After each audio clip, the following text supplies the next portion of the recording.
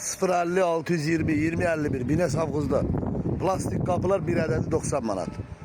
Kıymetler hoşunuza geldiyse buradan Agüre'nin üstünden vurun. Her birinize teşekkürler.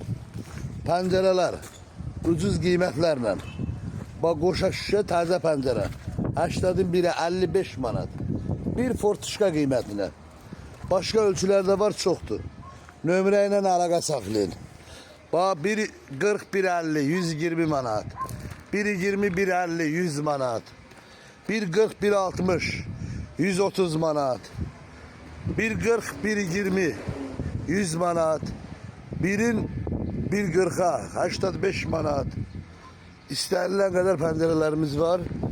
Bine Savkuz'da Bine Uvermağın yanında. Çoroklu'dan 160 nömrəli avtobus gelir.